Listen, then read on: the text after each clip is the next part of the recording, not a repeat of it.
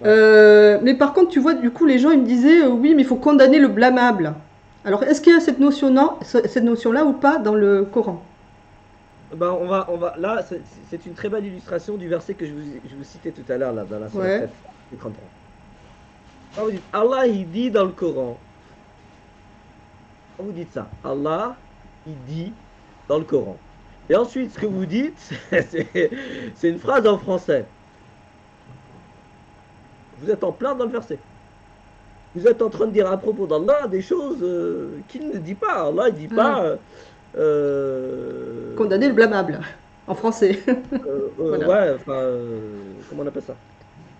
Ya'muruna bil ma'ruf wa yanhauna 'anil munkar, qui est Ouais, traduit par, souvent qui est traduit comme ça, par prescrire le bien et puis condamner le blâmable. et proscrire ou condamner le blâmable. Alors ça, c'est une traduction déjà qui est très éloignée du sens, eu égard à l'étymologie et eu égard au sens coranique de Ya'muruna bil ma'rufi wa yanhauna 'anil munkar. Ya'murun bil ma'ruf wa yanhauna 'an al munkar. C'est c'est le sujet en réalité. De toute façon, tous les sujets, ils sont éminemment spirituels. Ah, C'est-à-dire que c'est vrai. tant que vous ne les avez pas compris à ce niveau-là, Mm. si vous voulez, la compréhension au niveau normatif et légal, si elle n'est pas une, comment dire ça, une, une modalité de ce qu'on a compris au niveau spirituel, à 95%, on va passer à côté, on est à côté de la plaque, on est hors sujet. Ouais, ouais, subhanallah. Donc déjà, al-munkar, ça vient de la racine nakara, qui s'oppose à la racine arafa dans le Coran. Ya'murun bil ma'ruf, ça vient de la racine arafa, wa yanhaun an al-munkar, ça vient de la racine nakara. Donc en réalité, le vrai sujet ici, c'est pas le blâmable, etc. Non, le vrai sujet, c'est le sujet de la connaissance et de la reconnaissance des choses. C'est Ouais, lié à la subhanallah. connaissance. Ah oui, Marouf, ouais. Nakara, en fait, nakara en langue arabe, ça veut dire méconnaître.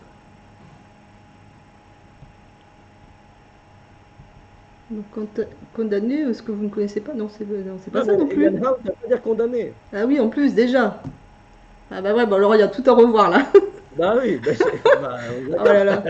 Bah, Subhanallah. franchement, si on a compris ça ce soir, c'est bon, on a tout compris. C'est-à-dire qu'effectivement, moi, c'est ça mon propos en réalité, hein. C'est pas forcément de donner des réponses toutes faites, mais c'est d'essayer vraiment que vous arriviez à avoir ce réflexe de se dire, ah, en fait, maintenant, il va falloir que j'interroge chaque mot, parce que Bah, ya'murun bi ouais, al-ma'ruf ouais. wa yanhaun an al-munkar, Subhanallah. ça fait presque une dizaine de mots là qu'il faut revisiter et relire conformément au sens du mouvement coranique. Ah, subhanallah. Sinon, on va faire parler le Coran. Sinon, on va faire dire au Coran. Sinon, on va dire à propos d'Allah ce qu'il ne dit pas. Et en Et on fait, va tomber en on va plein dans le verset 33 de la Sourate 7. ouais. Et du coup, moi j'allais rebondir. Et en fait, c'est ça le shirk, en fait, finalement. Ah, bien sûr. C'est ça, c'est attribuer à Allah des trucs enfin, Ouais. qui sont pas conformes, en fait, Exactement. à Ça fait sa partie du grandeur, à shirk. sa perfection, etc. Complètement.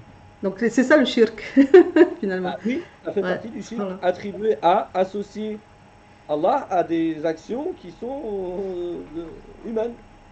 Ouais, subhanallah. Bon, Ah, pourquoi ben, c'est grave le shirk en réalité dans ce sens-là, c'est-à-dire attribuer au divin ou associer le divin à quelque chose? Parce que les gens, en fait, quand ils voient la chose, ils font le lien avec le divin. Et du coup, ils ne veulent plus du divin. Ils en ont marre ouais, du divin. bah oui. Ils sont allergiques au divin. Ils sont en Mm, colère contre le divin. ouais, C'est vrai que c'est subhanallah. grave. Bah oui, c'est grave. Ouais, ils font fuir les gens, en fait, en Bah plus. oui. Bah oui, ils font fuir Donc les gens. ça, je dirais que c'est la première chose qu'on pourrait dire. Donc déjà, méfiez-vous. Essayez de... ah, essayons. On va le faire ensemble. Essayons d'être humbles vis-à-vis de ce qu'on considère comme étant le verbe divin. L'humilité, qu'est-ce qu'elle demande? C'est que quand je comprends quelque chose qui a l'air superficiel, à mon avis, il y a 95% de chances que c'est pas ça qu'Allah dit. Mm, Oui, ouais. quand on considère le Coran comme étant le verbe divin, le message du divin, et que ce qu'on comprend de prime abord, c'est très superficiel, bah, il y a 99% de chances que ce soit pas ça, hein. Mm, Sinon, ça veut dire que ça mettrait à mal notre première conviction.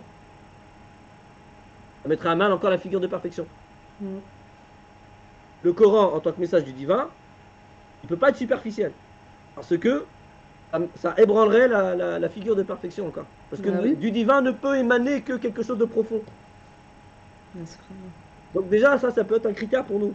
Et moi, je sais que ce critère-là, je l'applique en permanence. À chaque fois quand je lis un verset et que ma première compréhension me paraît superficielle, je me dis, ah là, il y a quelque chose à creuser. Ouais. Là, ça fait partie des choses que j'ai pas encore creusées. Et pourquoi? Parce que ça me paraît superficiel. Et en fait, ce qui émane d'Allah ne peut pas être superficiel. Ouais, subhanallah. Ce qu'on a dit tout à l'heure, il est exprimé dans un langage qui est profond. Mm. Ouais,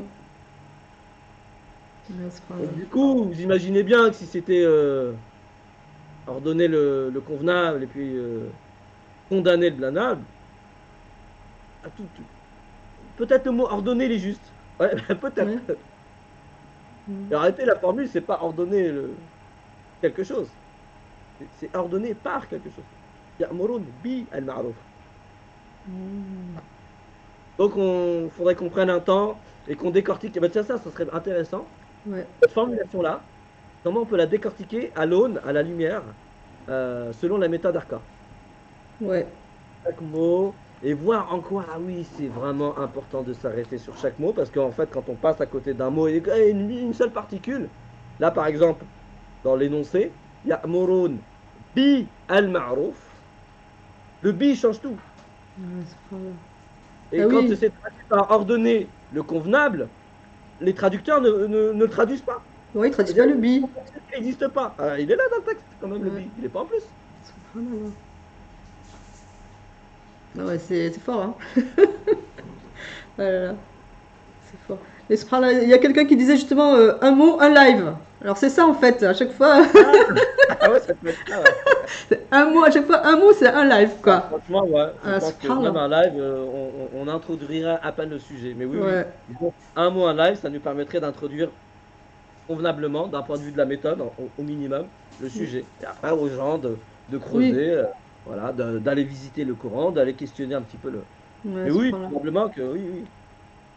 Ah ouais, Ah non, mais subhanallah. c'est le Coran, ça. Ouais, c'est le Coran, Ouais, c'est riche. C'est un trésor qui n'a pas de fond. ça, Donc, du coup, non, non, c'est forcément profond. Donc, du coup, cherchons la profondeur. Je ouais. pense que je comprends, il est très basique, très superficiel.